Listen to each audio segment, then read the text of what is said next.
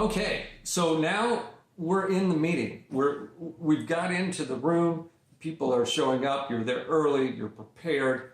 Now we're about to start. What are we doing? How do we set the tone for the meeting? Extremely important. Coming out of the gate, this is what we need to do. One, what kind of body language are you using? What's the attitude that you're coming into the meeting with? Are you checking that attitude? You're positive. You're greeting people. You're warm and friendly. When you set the tone, you're flowing out of the purpose that you've decided that this meeting is about. Is it a serious meeting? Is it a brainstorming meeting? You want everybody to be creative. What kind of activities did you include? These things are, I think, they're extremely important. So important. I couldn't agree more. I would say we talked about previewing the meeting. So you've got the purpose, you have it. Now you have to dispense the purpose. Hey, this is why we're all here. Yeah. They should know it if you've communicated, but you're stating it right and setting the meeting off to a good start. Yeah. Make it fresh. Yeah. Make it as fresh as possible so that we sit down and the thing that we have at the most forefront in our minds is the purpose of this meeting. Right. So we're all right at the start gate, ready to go. Yeah, and I think, there's so much that you can do. Everybody wants to do meaningful work. Yeah. And so when you're in a meeting and you have a chance to do that, you can set the tone really well by saying it's so important for all of you to be here in this meeting. Absolutely. Absolutely. So once we get started, there's kind of only one thing to do in order to be productive, and that's to stay focused. We just need to actually be working on the things that we're here to work on. Right. Okay, and that's the agenda. So there's a number of things that we can do in order to help ourselves stay focused, or if you're the facilitator, to help others stay focused. Okay, one of those things is simply writing things down. Okay, not only the things that are on task, so that we can use consistent language and we can all have the items that we've discussed written down in front of us, but also to write down the things that pop up out of nowhere that do not follow the agenda. They don't fall inside the boundaries of the purpose and the agenda. And oftentimes these things create rabbit trails, right? Because it's important. It's something that let's passionate about it, or passionate about. Let's solve this problem. Okay, so let's do it right now. Let's discuss it. Because if we don't do it now, when's it going to get done? Right. We don't want to lose this thing, so we discuss it for an hour. Right. Right. Meanwhile, we're not getting anything done that we came here for. In a meeting that was set for a half hour or 45 minutes. Yeah, exactly. So write these things down. When something comes up that's outside the agenda, write it down and save it for later. Okay, deal with it appropriately at another time. Now, that includes, if you're the facilitator, write it down and mention, okay, so this isn't on the agenda. I'm going to write this down, and we will either create a meeting for it later or do something, but let's get back to the agenda for right now. Okay, if you're just an attendee in the meeting, okay, there's a couple things you can do. One, you can write it down just as the facilitator is, and potentially deal with that later. But if it's an idea that you have, okay, if this is a rabbit trail that you're creating, so to speak, or about to create, instead of saying it, maybe consider writing it down and contacting the appropriate person after the meeting. Okay, so we don't have to say everything that comes to mind.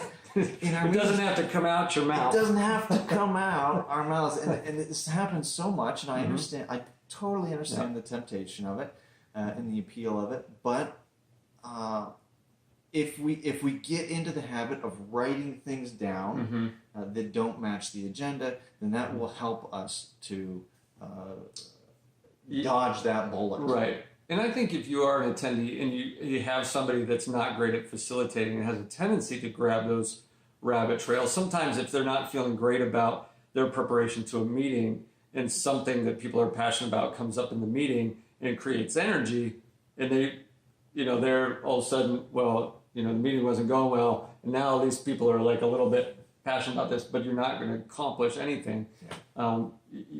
as an attendee, you can bring it back. You can say, hey, that sounds like a great issue that we need to talk about, but would it be okay if we, came back to this issue, figured this out first, and maybe we need to parking lot that thing until next time or whatever. Absolutely. Ask questions either about that item or about the agenda or the purpose that's going to bring those things back into focus. Yeah. The last thing, real quick, if you're in a long meeting, we're talking more than an hour, even, but especially if it's 2, 3, 4 hours, take a break. Okay, focus is hard. It takes a lot of energy. It really does. It takes a lot of energy, and I would bet that if you're in a meeting more than 60 minutes, that is truly a focused meeting. Okay, after 60 minutes, you're going to be exhausted. Yeah. Okay, I mean, your brains are just going to be fried. Right. So if you're the facilitator of a longer meeting, take 3 minutes. Okay, just take 3 minutes or 5 minutes. Let people go back to their offices for a minute just to check their email, to get that off their minds. To make a note of something else they thought in the meeting to get it off their mind. Reconvene so that you can refocus on the agenda and keep going. Use the potty, exactly. That's important. Yeah. It's important. Helps to stay focused when you don't have to go to the bathroom. That's right. I know, sometimes it feels like when we want to be focused in a meeting, we got to keep going. We need to keep working at it, keep working at it.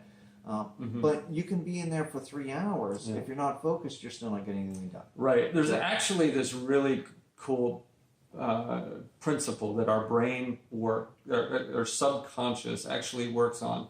It's called creating white space. And it's when you're working on a problem, you can get solutions, but sometimes it's when you sit back and just take in some air, take your mind off of the focus, that your subconscious comes up with answers in that space. Yep. So taking a break might be the best thing to solve problems. Everybody disperses for a little bit. They come back. Hey, when I was at my desk, blah, blah, blah. And that sometimes is exactly what you needed. Exactly. So what can we do beyond this? So we're in the meeting. We started on time. We started with the right mood and everything, and we've been focused. Yeah. What more can we do? Yeah. We've been talking about attitude from preparation. It's so essential in the meeting that you want everybody to succeed. You come in with a positive attitude. You're giving people the benefit of the doubt. I think in our notes we put down, you got to just be cool. Don't be a pain about stuff. Give people some grace. Let them, express themselves. Everybody's different. If you can treat others with respect in that meeting, I'm venture to say, treat others as you would want to be treated. You don't always get that back, depending on the person. Right. But you have to give it, oftentimes, in order to get it back. Yeah. So you do that. You help set the tone. Even if you're not the facilitator, you can help bring stability and calm into a meeting. And by the way that you communicate, by the respect that you give others. And you can challenge things in a way that's respectful, even if you disagree with them. If you do that, you gain influence in other people's lives. Yeah. And I would say this is counterintuitive, but I would encourage you to consider slowing down. Yeah, that's good. Slow down in your meetings, especially in terms of our communication. In the response time of our responses. How quickly we respond to what other people are saying. Slow down. I've been in so many meetings that feel like they just accelerate all the way through. It just accelerates and accelerates and accelerates. And by the end of the meeting, I mean, it's like lightning fast. People are responding like before other people are even finished, and there's like layers of conversation and questions and discussion happening, and it creates this kind of noise in the meeting that makes it so you can't think clearly. We're certainly not really getting anything done because there's no time to even say, okay, that's what we're going to do. There's just more questions coming, more interjections coming, and it creates frustration because people are getting interrupted constantly. So don't be afraid. And here's why it's counterintuitive, because it feels like, well, we can barely fit everything in the meeting that we're trying to Right. get done already. Like we Mhm. can't go slower. But I think you'll find if you slow down, you'll get a lot more done with less said. And if you have prepared, you've got a focused meeting.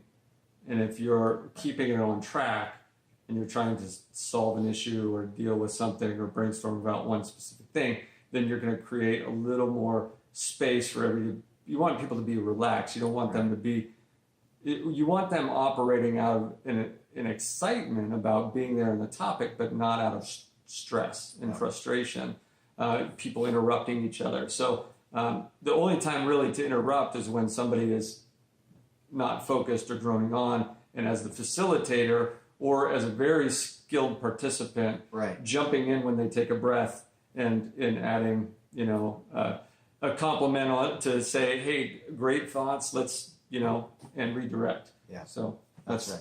that's when you interrupt, but That's only right. then. So be cool. Be cool. Be cool in the meeting. Keep it calm. Mhm. Keep it respectful.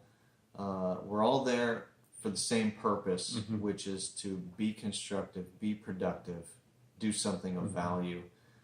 So work together toward that end and be cool in that. Yeah. And so, Daryl, how do we bring it in for a landing? Yeah. So the last thing to do is to end well. Okay. Every meeting eventually, for some, comes to an end, right?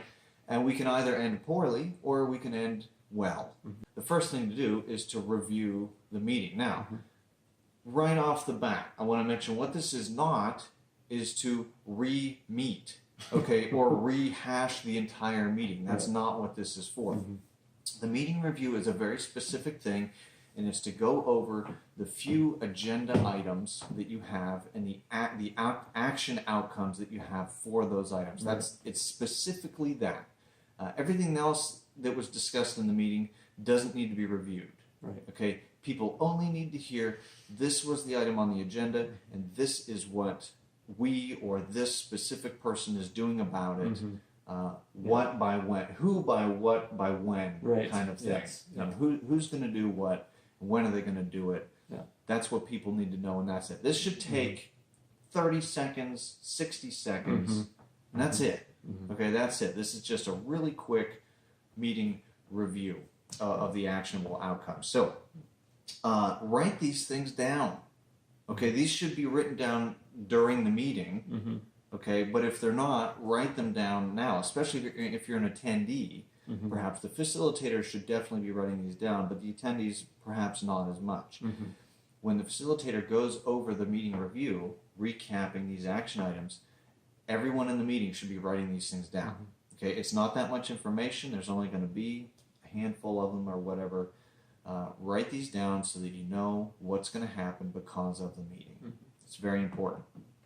And that is a clarification of who does what by when. Last thing, this is maybe the most frequently thing that is left out. Ask if anyone has any questions. Okay, before dispersing people back out into the fog of the workplace. Right. All right, sending them away from this meeting that they still have questions about, that they're not sure about what to do because of this.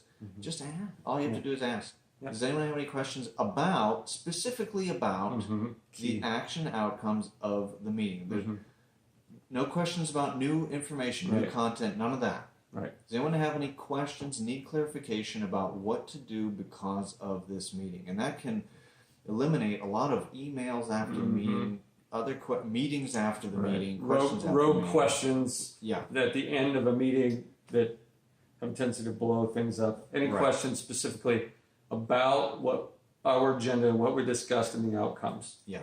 That way, if there are other questions that are really important to you, apart from that, please see me or send me an email, contact me. Absolutely. Yeah. Absolutely. So this is how you can unsuck your meetings while you're in the meeting, whether you're a facilitator or you just have to be in this meeting. Okay.